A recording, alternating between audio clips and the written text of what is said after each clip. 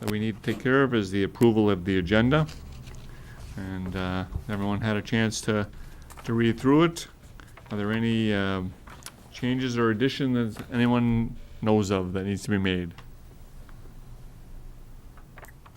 All right, if not, I'll take a motion to approve the agenda. I will make a motion to approve the agenda. Okay, I have a motion or have a second? I'll second that. So I have a motion and a second to approve the agenda. Any discussion? Okay, all in favor, say aye. Aye. Any opposed? Okay, motion carried. Next will be the approval of the minutes from last month's meeting, April 14th. I do have one change that I'd like to make is on the last page, the resolution number 2016-12, where we did the first reading of the revision of the New Ulm Public Library Board bylaws. We did not do any approving of that. It was the first reading only. So the word approving will be stricken from the record. So that corrected, and we'll be doing the approving this month. Other than that, does anyone else know of any changes or corrections that need to be made to the meeting minutes from last month? All right, if not, then I'll take a motion to approve the minutes from April 14th, 2016. So move. Second. I have a motion and a second to approve the minutes from last month. Any discussion? If not, all in favor, say aye. Aye. Any opposed? Okay, motion carried. And now we have the April 2016 financial report and summary. That would be you, Chris, right? That starts on page 7. We're 33.7% through this year. Our budget is approximately 29.98% expended. We are tracking expenses as expected. We did receive several invoices for computer supplies and equipment in the first part of the year. And then we did submit several invoices to Traverse de Sioux for reimbursement under the federal E-rate Category 2 reimbursement program. We did get a check back for $900 that covers the cost of a switch we purchased. I am expecting about $2,500 more to come back. And John Miller from TDS told me today that should get done in the next month. And we are expecting additional meeting room revenue because it will include New Ulm Community Access Television's payment. They pay an annual fee based on square footage. It's about $4,100. And I did submit that invoice to Mark Martinez. You'll see under cataloging and processing, about 3/4 of the way down the page, the first half fees were paid, so it's showing 50% of that budget spent. I'd be happy to, one more thing. All the overdrive reimbursements from the 4 other Brown County libraries were received. So I'd be happy to answer any questions. Special events programming shows 212%. And that was due to a legacy grant that came in. Our legacy grants have always gone through the Friends of the Library. Well, TDS wrote the check out to the New Ulm Library rather than the Friends. So instead of sending it back, turning it around, we deposited the check and then paid out the grant funds. So it was a pass-through grant. Okay. But it does skew that particular number.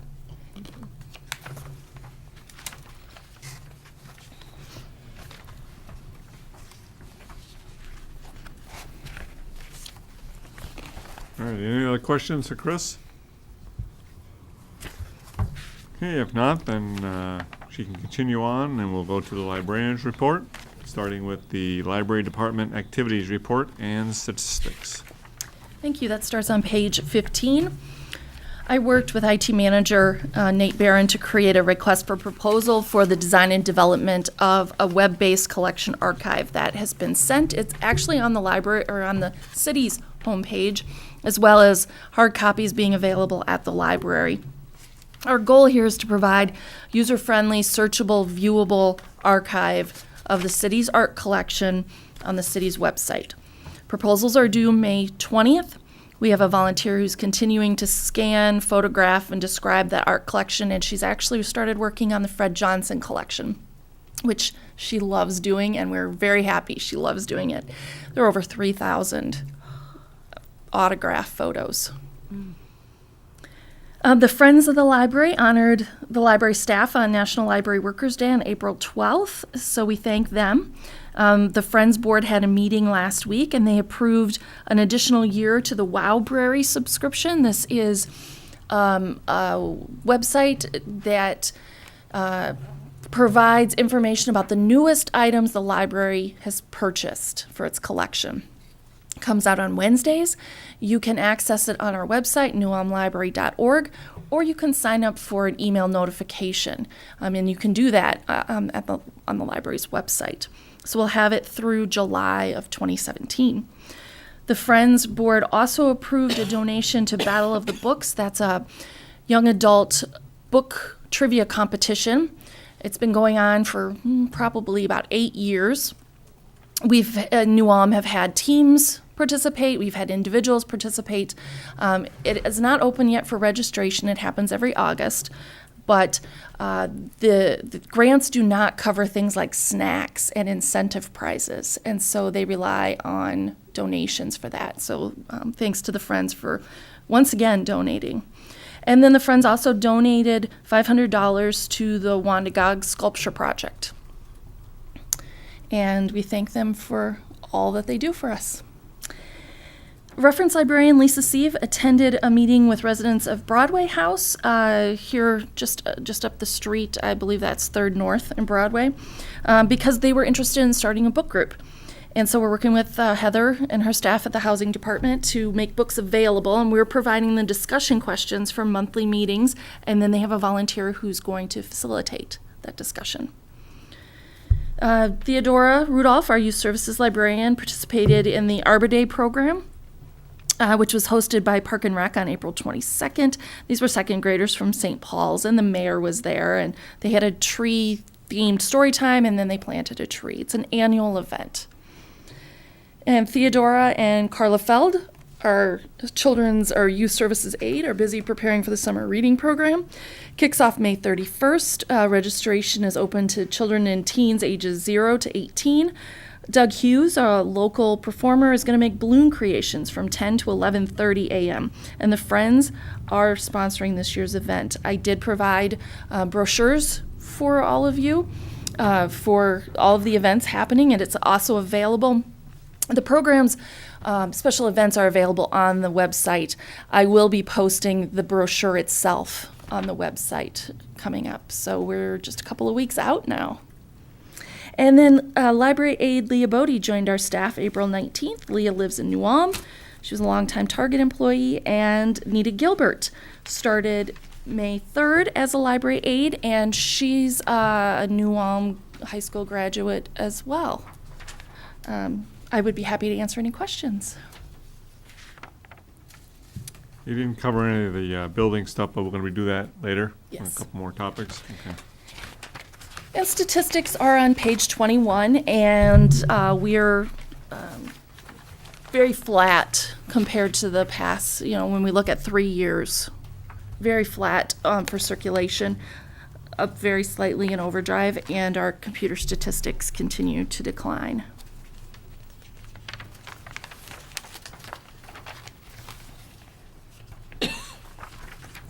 Thank you. All right, thanks, Chris. And now we'll switch over to Mary Brown, who will give us an update on programming.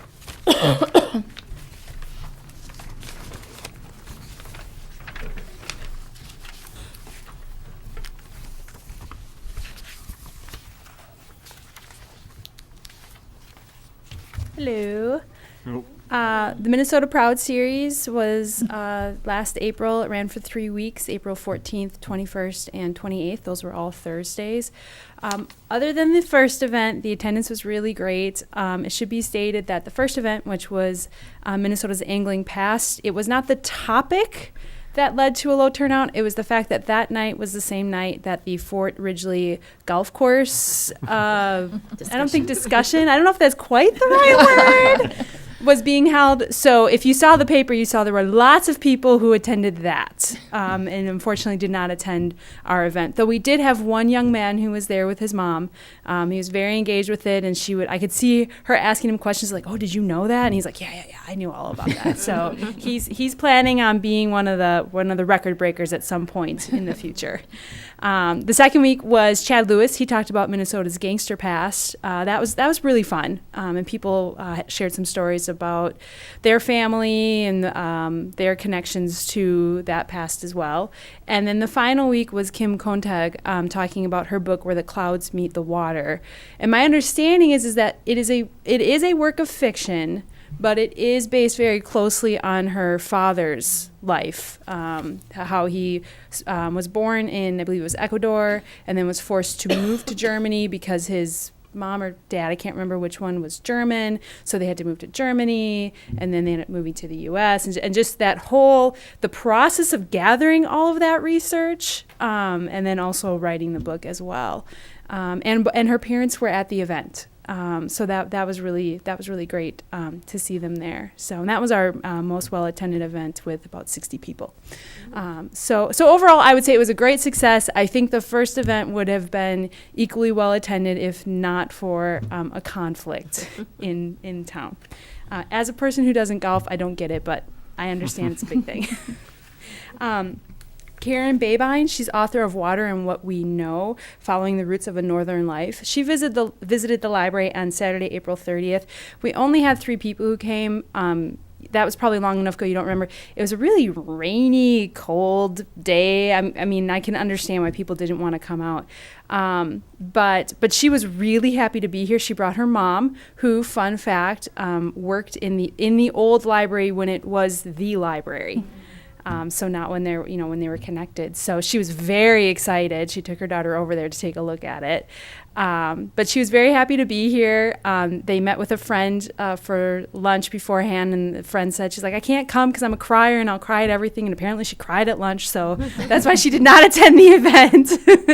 But there was a very nice write-up in the paper the next day, in that Sunday paper. So we were very glad to have her here. The library is going to be partnering with Castle on 2 events in May. One has already occurred. It was on Tuesday, May 3rd, and it was a discussion on, I don't know if climate change is exactly the right term. I think they were looking specifically, the group is called MN350, and it has to do with the parts per million of carbon that would be acceptable levels in the air. So she showed a video, Liz Ratcliffe of the group showed a video discussing that topic, and then the people who came just talked about what are things that we as citizens can do, or just human beings on the earth can do to help lower that number or keep it at a steady where it is now. So that was the first Castle event. And then the second Castle event is a book discussion of a John Hassler book, Staggerford. And that's going to be led by Rick Jacobson. He's the pastor of Oakwood Methodist Church. So that name may be familiar to you. And he has led book discussions on John Hassler books in the past and with Castle events. So he'll be doing that again. That is on Monday, May 16th, starting at 6:30 p.m. And then earlier, before we started, we have a couple of board members who have been attending the Western-themed movie series. So that was just this past Tuesday. They watched The Wild Bunch. Apparently, it was violent, but not violent, depending upon what your definition of violent is. So, and my understanding is it's only going to get worse because they're moving forward in time. So this was 1969, is that correct? 1969, I think. The next one's A Fistful of Dollars, which is actually a few years earlier. I believe it was 1965, but it's going to be that level of gritty. It's the last one where we're going to really see that violence, because that's No Country for Old Men. So that'll be the June movie's The Fistful of Dollars. And that's the second Tuesday of the month at 6 p.m. down in the library meeting room. So mark your calendars if violence is your thing, perhaps. I don't know. As I said, I don't think it's just gratuitous violence. As far as I understand, it's not just violence for violence sake. They are Westerns, and things happened in the West. So we'll leave it at that.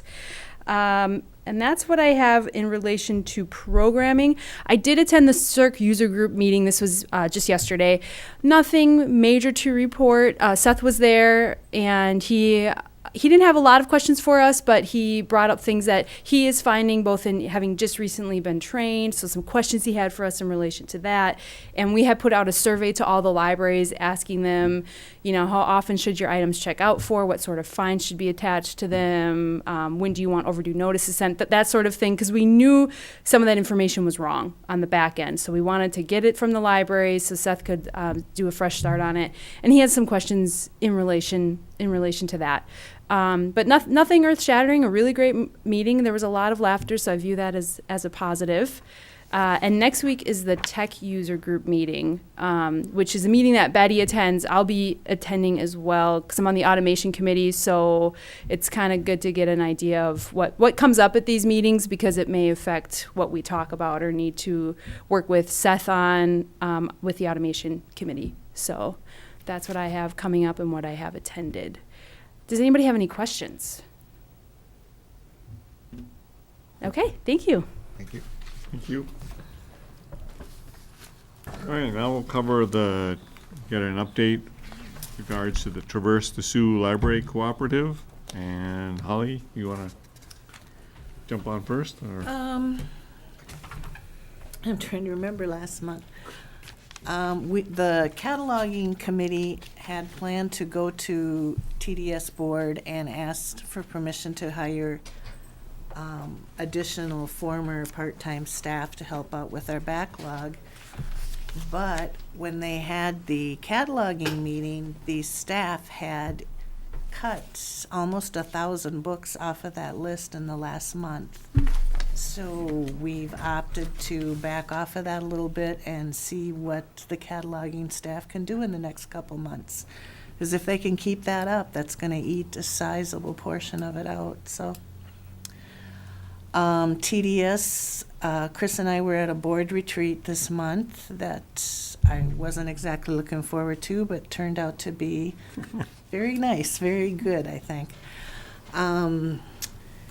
The other thing is on our search for our director, the personnel committee made the decision to not use an organization to help us do it because the quotes came in at $15,000 to $25,000 just to narrow it down to 3 or 4 candidates for us. So they're going to try doing it on our own. If we run into problems, we may have to reconsider it. But since so much is done on the internet these days, we're going to give it a shot. So, and they have sent out advertisements for the positions, I think, within the last week. So,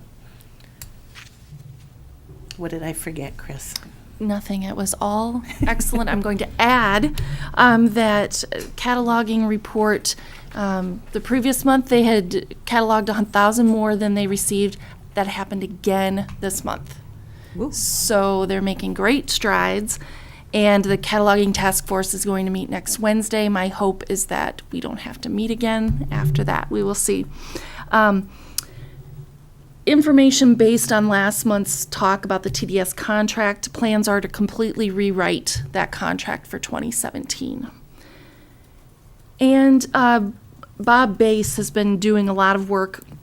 He's the interim executive director, gathering information from every library about funding sources and how much money are you getting from your city and or county. And he's let us know, I didn't realize this until today, that Brown and Nicollet County receive the minimum amount of support from our Brown County commissioners.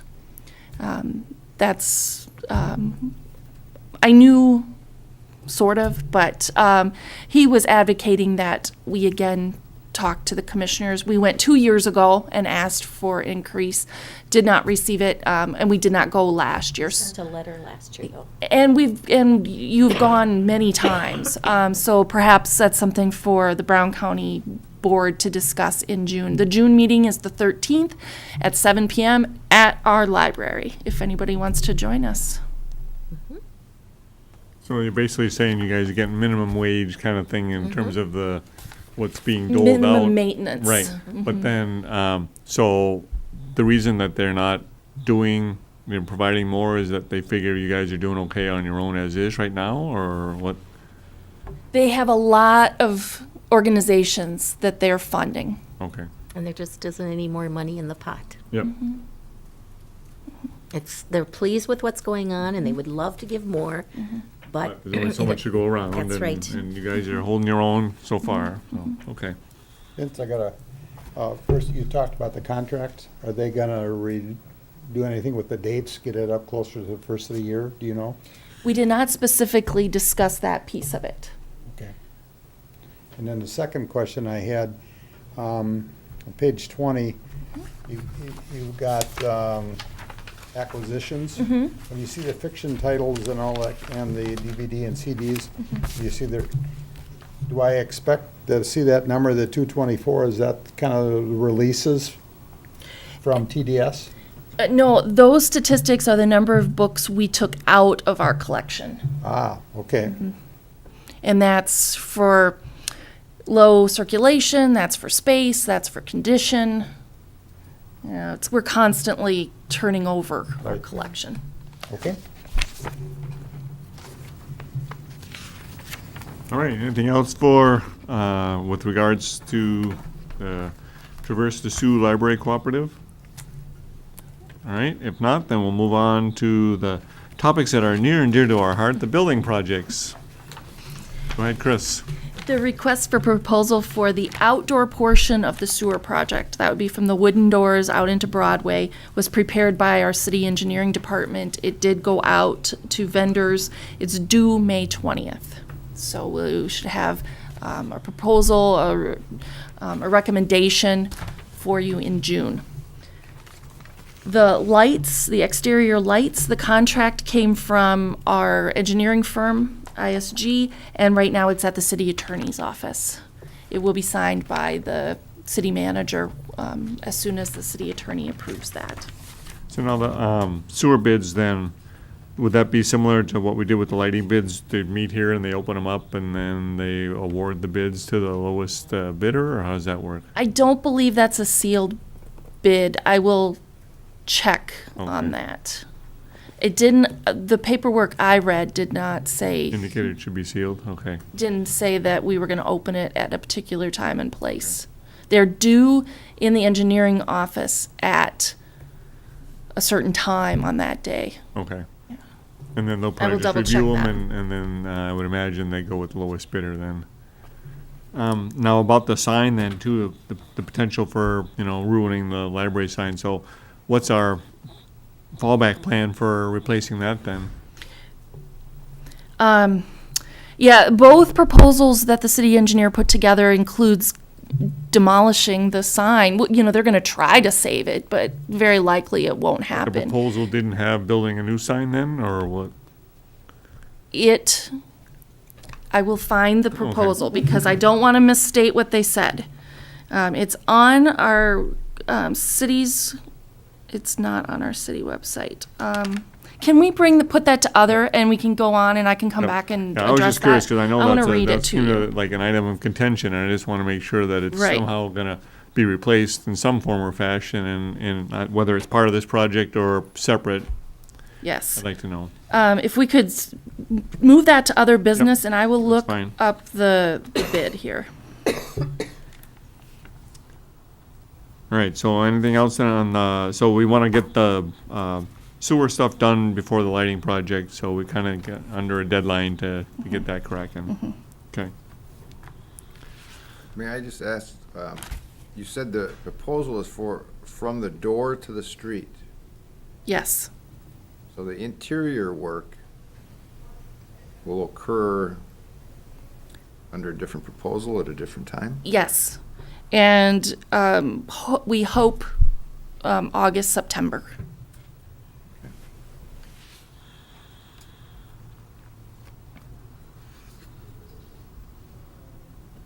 All right, anything else then Otherwise, we'll move on and do the action items, and then we'll get back to Chris at the other business stage.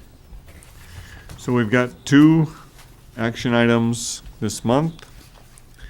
Please look at page 23. We'll cover the first one, which is resolution number 2016-12, approving revision of the New Ulm Public Library Board bylaws, and this would be the second reading and adoption. The Library Board's bylaws were last reviewed in 2008. The major updates this time around include combining the positions of secretary and treasurer, which is permissible under the city charter, providing for a library board appointee to take minutes and record votes at the meetings, and creating Article 1, Section 6, and adjusting language to correspond to the city charter. So, was there anything else, Chris, that's major on that? And were there any from I guess you put it out on the website, and was there any feedback or anything? There were no public comments. Okay. Surprise, surprise. Everybody must be happy with how we revised it then. I have a couple questions on the revisions. I Okay. don't know if you want to cover it now or later on. No, in we the can discussion. certainly do it now, and then, Okay, the first one was, we're gonna use Carl as an example. No, nothing against Carl, but he was Well, we'll see about appointed, that.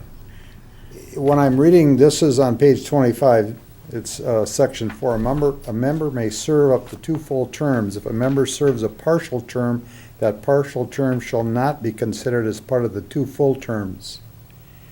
Now, the terms are for 3 years. Carl came in relatively early in the year. This gives him approximately 8 2/3 of a year, or 8 2/3 possible years on the board.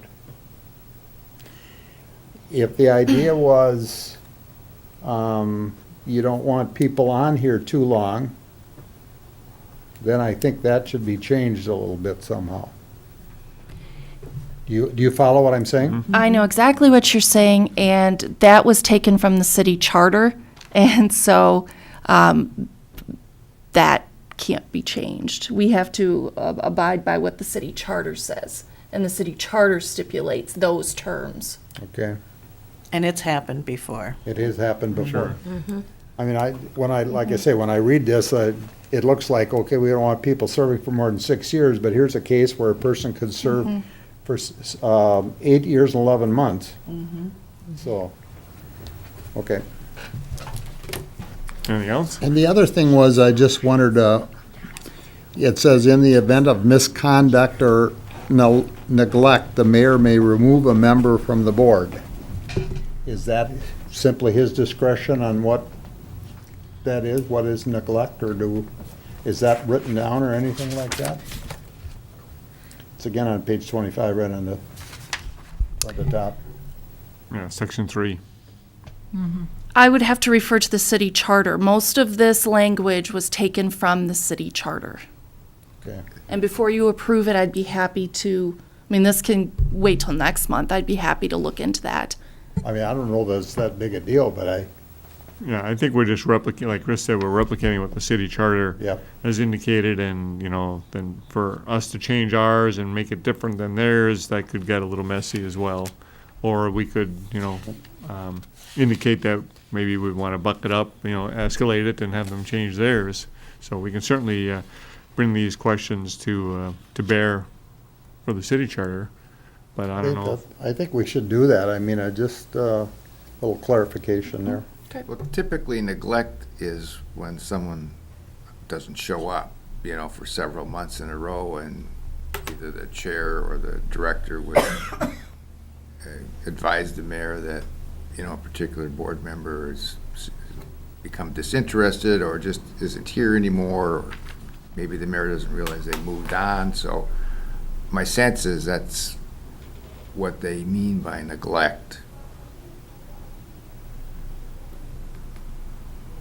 Sometimes, I think in these kinds of documents, the more vague you can be, the more discretion it allows the mayor. Now, sometimes you may want less discretion or more discretion, but I think generally speaking,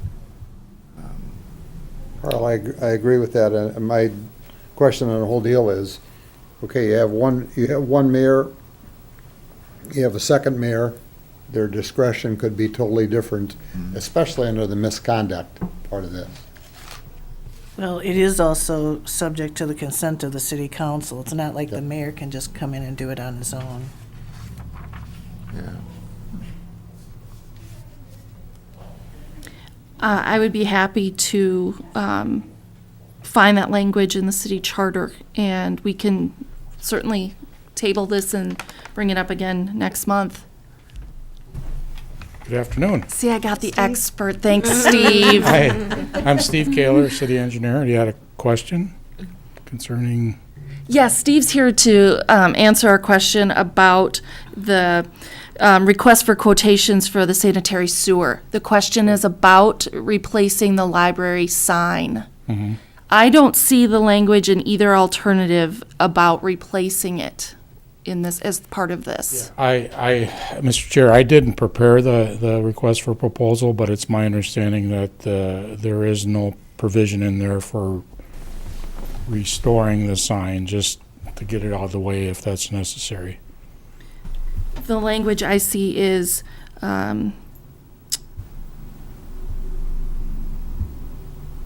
library sign and footing removal and disposal.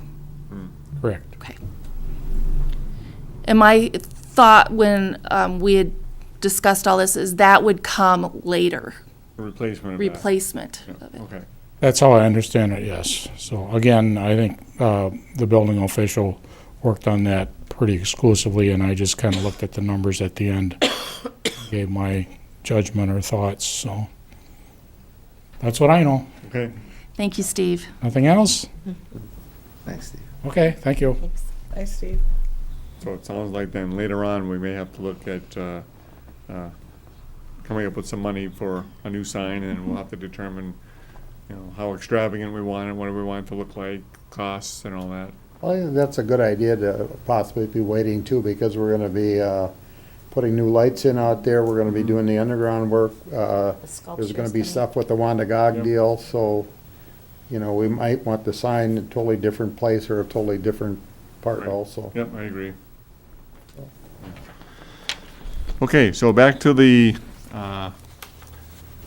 revision of the Public Library Board bylaws. Do we want to wait another month before approving and adopting these to get answers to Dave's inquiries? Anybody else have any problems with that? Nope. I just like some clarification on it. Yep, no, that's fine. And it may be that you get, the answer is, well, it's just the way it is, which is fine. But then we know. Yep. Yeah, especially if we want to stay in alignment with the city's charter. Yep. But if you read through these, most of the changes are minor. There's some strike-throughs indicating sections that have been deleted, and italics indicating the added material, and the major updates we had already explained. We broke out in Article 1, Section 6 before was the sentence concerning the employment, or the library employees was part of Section 5, and we broke it out to have its own section. And then the other major changes were in from Article 3 on, renaming the various positions in of the board, and the combining of the secretary and the treasurer position. So then what we'll do then is just wait till next month before we'll bring this up again, and then we'll vote on the approving of it at that time. Do we need to have a motion on that, do you think? I would. Can it be just Table it? tabled? Just table it. Yeah, think I table think it. just table it, Okay. yeah. We'll just table it to next month. All right. So then the other resolution that we need to look at this month is resolution number 2016-14, accepting Minnesota Historical and Cultural Heritage Grant for microfilm. The library was awarded a $9,585 grant from the Minnesota Historical Society to purchase historical newspapers on microfilm. Reference librarian Lisa Sieve has identified various New Ulm newspapers from 1864 to 1950, many of which were printed in German that the library does not own. These newspapers represent a significant part of New Ulm history and will be an important addition to the microfilm collection. So is there any more information on that, Chris? I mean, it's pretty self-explanatory, it sounds like. I've been talking about this grant for a little while now, but I needed to make this an official resolution that you're accepting this grant, and so in the future I will do that sooner. That's fine. Now, would the entire 95-85 then go into the purchase of the old historical newspapers and such? Yes, it has to. Okay. It has to be all expended on microfilm, or it has to be returned. Oh, Will that cover the entire expense? Yes, to the penny. well, how about that? Lisa planned very well. Okay. Okay? Okay, so then, In sounds that good. case, I'll make a motion to accept the historical grant. I'll second it. We have a motion and a second to accept the Minnesota Historical Society's grant of $9,585 to the library for the purchase of historical newspapers on microfilm. Any further discussion? Chris, Just one question. So it's out there, they're in German. If a person doesn't read German, you have to find somebody who does. That's correct. Okay?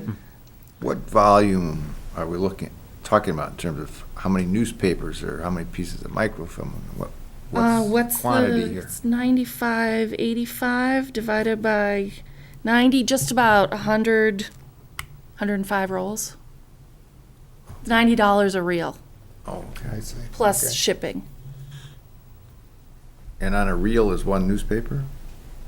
Certain dates of a, maybe Oh, covers. get a year on a reel, depending on how often it was published. Okay. Any other further discussion or questions? All right, if not, then all in favor, say aye. Aye. Any opposed? Okay, motion carried. And we had, the last topic then was other business, and I think we took care of that. Steve came in. Okay. So the only other thing then will be next month, we'll be looking to, or having some answers for the reading of the bylaws. Anything else, Chris, that you have? No, thank you. All right. If not, then I'll consider the May 12th, 2016 Library Board meeting adjourned.